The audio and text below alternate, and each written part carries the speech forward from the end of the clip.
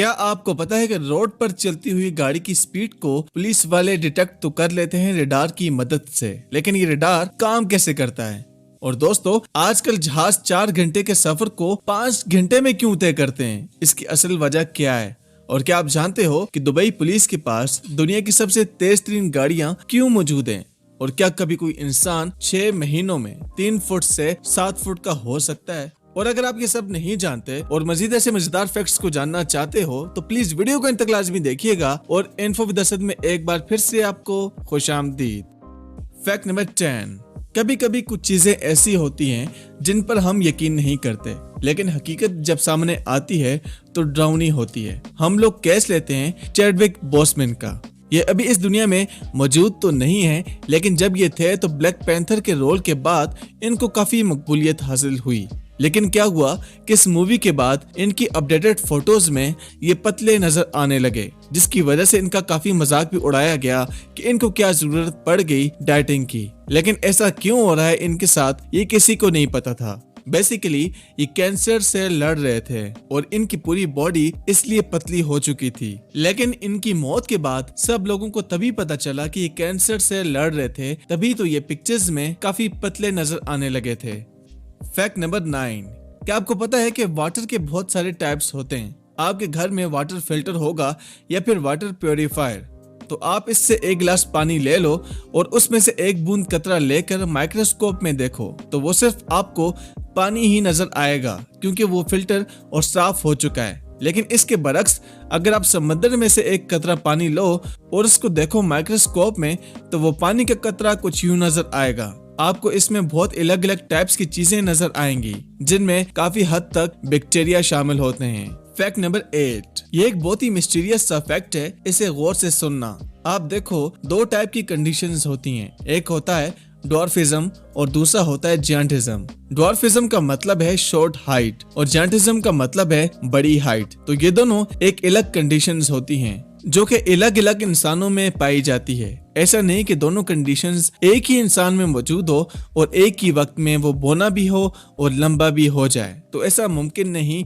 लेकिन ऐसा मुमकिन भी है। तो इस धरती की पूरी हिस्ट्री में सिर्फ एक ही इंसान ऐसा है जो कि एक ही वक्त में बौना भी था और लंबा भी हो गया। Adam Rainer. According to Wikipedia, Adam Rainer एक ही वक्त में इन दोनों कंडीशन से गुजरे, ड्वार्फिज्म से भी और जायंटिज्म से भी। ये 1899 में ऑस्ट्रिया में पैदा हुए थे। ये बचपन में बहुत ही ज्यादा छोटी हाइट के थे और 1917 में जब ये 18 साल के हुए तो इनकी हाइट सिर्फ और सिर्फ 4 फुट थी। लेकिन कुछ ही महीने के डिफरेंस में इनकी हाइट 7 फुट तक जा पहुंची। कुछ ही महीनों में कद का 7 फुट तक हो जाना मुमकिन था, तो सिर्फ और सिर्फ एक बीमारी के चलते, एक कैंसर के चलते। बहुत सालों बाद ये पता चला कि इनको ये सब इसलिए हुआ क्योंकि इनको कैंसर था। पिट्यूटरी ट्यूमर के चलते इनका कद ड्रामेटिकली कुछ ही महीनों में 4 से 7 फुट तक जा पहुंचा। और ये पूरी हिस्ट्री के, पूरी तारीख के इकलौते इंसान हैं जिनको एक ही जिंदगी में बोने का एक्सपीरियंस भी मिला और लंबा होने का एक्सपीरियंस भी मिला। Fact number 7। ये दुनिया के सबसे क्यूटेस्ट फैक्ट में से एक फैक्ट है कि देखो ये लायन अपने बच्चों के आगे कैसे नाटक कर रहा है। मतलब ये अपने बच्चों को इनकी मजबूती और ताकत का अंदाजा दिलवा रहा है कि देखो तुम छोटे हो, मुझे काट रहे हो, लेकिन फिर भी मुझे दर्द हो रहा है। ये एक तरह से इनकी ट्रेनिंग कर रहा है ताकि इसके बच्चों को आगे जाकर कोई मसला ना हो। ये दुनिया के सबसे क्यूटेस्ट फैक्ट में से एक फैक्ट है। Fact number 6। यूएई में 1985 से ये टोयोटा का ऑफिस मौजूद है और ये तस्वीर है 2016 की।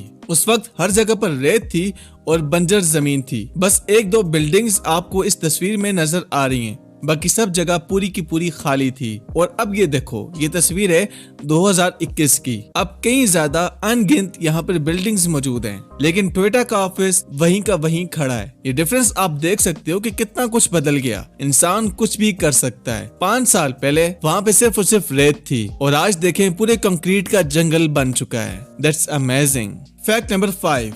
दोस्तों, हवाई जहाजों से जुड़ा एक बहुत ही अजीब फैक्ट आपको बताता हूँ कि जब एक फ्लाइट टेक ऑफ या लैंड करने वाली होती है और बाहर अगर थोड़ा सा भी अंधेरा होता है तो हवाई जहाज के अंदर की सारी लाइट्स को मध्यम यानी डिम कर दिया जाता है। अब आप कहोगे कि ऐसा क्यों? जब जहाज में सारे सफर में लाइट्स फुल ऑन रहती हैं, तो टेक ऑफ या लैंडिंग के दौरान बिजली को बचाने की क्या जरूरत? तो ऐसा बिल्कुल भी नहीं कि बिजली को बचाया जाए, बल्कि ये अमल आपकी जानों को बचाने के लिए किया जाता है। ये अमल इसलिए किया जाता है क्योंकि जहाज के सबसे ज्यादा हादसा लैंडिंग या टेक ऑफ के दौरान ही होते हैं, और जहाज क्रैश होते वक्त जहाज की लाइट्स का पूरा सिस्टम एकदम से ऑफ हो जाता है, और ऐसे में लोग ज्यादा हाइपर हो जाते हैं और उनको एग्जैक्ट पॉइंट का पता नहीं चलता।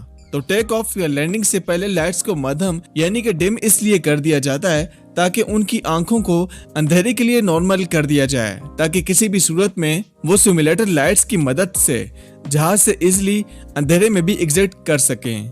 फैक्ट नंबर 4, दुबई पुलिस के पास एक से बढ़कर एक लग्जरी स्पोर्ट्स कार मौजूद है, और हमारे यहाँ डाटसन और डबल कैबिन ही होती है पुलिस वालों के पास, वो भी टोयोटा की।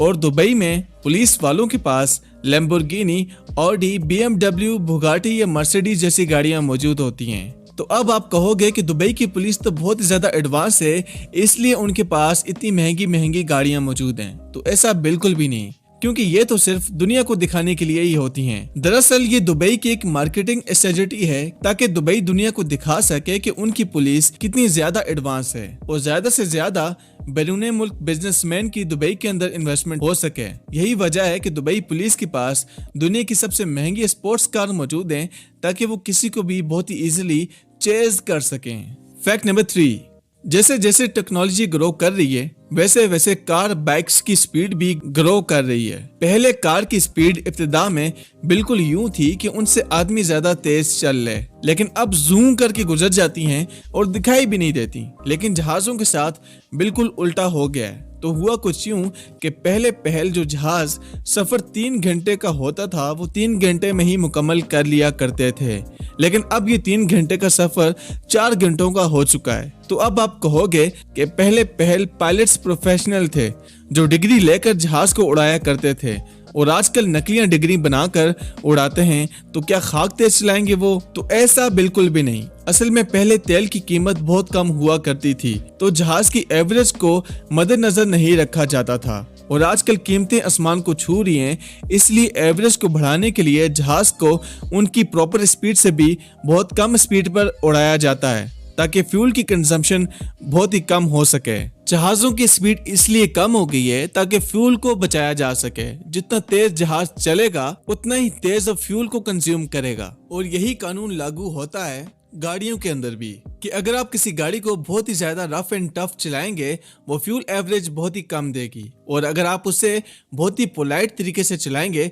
तो फ्यूल एवरेज आपको बहुत ही ज्यादा अच्छी मिलेगी। तो ये एक स्ट्रेटजी है, जहाज के खर्चों को कम करने के लिए उनको धीमी रफ्तार से चलाया जाता है। फैक्ट नंबर 2, जेफ बेजोस ने सोचा कि अगर अगले 10,000 सालों में इंसान खत्म हो जाएंगे, तो नई आने वाली सिविलाइजेशन को कैसे पता चलेगा कि वो लोग कितने पुराने हैं। तो ऐसे में जेफ बेजोस ने 35 करोड़ रुपए खर्च करके एक ऐसी घड़ी को बनाया है जो कि 500 फुट बड़ी है, और उसको टेक्सास अमेरिका की एक पहाड़ी पर निस्ब करवाया गया है। ये सब करने का उनका पिछले 30 सालों से प्लान था।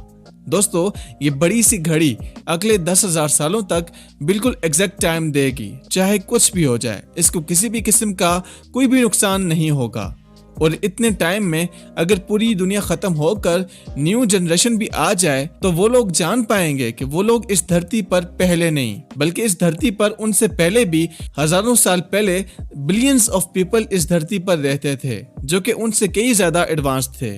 फैक्ट नंबर 1, आपने स्पीडिंग के चलान के बारे में तो सुना होगा, लेकिन चलते हुए व्हीकल की स्पीड को पुलिस वाले मेजर कैसे करते हैं? इस इंटरसेप्टर में रेडार बेस कैमरा होता है, जो कि रोड पर चलते हुए व्हीकल की स्पीड को नोट करता है। इस डिवाइस में लगे वीडियो कैमरा और रेडार रोड पर तेजी से आ रही गाड़ी की डिटेल्स को और स्पीड को लगभग 600 मीटर से नोट कर लेते हैं। स्पीड को मेजर करने के लिए इस डिवाइस में से लगे रेडार से इलेक्ट्रोमैग्नेटिक वेव ट्रांसमिट होती है, और ये वेव टारगेट से टकराकर वापस आती है। अब इस वेव के जाने का और आने के टाइम को मेजर करके व्हीकल की स्पीड को पता लगाया जाता है, और अगर स्पीड लिमिट से ज्यादा हो तो फिर आपको रोककर चालान दिया जाता है। तो फ्रेंड्स, ये थी हमारी आज की वीडियो। प्लीज कमेंट में बताइएगा कि कैसी लगी आपको। और मजीद ऐसी इन्फॉर्मेटिव वीडियोस के लिए हमारे चैनल को सब्सक्राइब कीजिएगा, लाइक और शेयर कर दीजिएगा अपने फ्रेंड्स एंड फैमिली के साथ। मैं मिलता हूँ आपसे नेक्स्ट वीडियो में, तब तक के लिए अल्लाह हाफिज।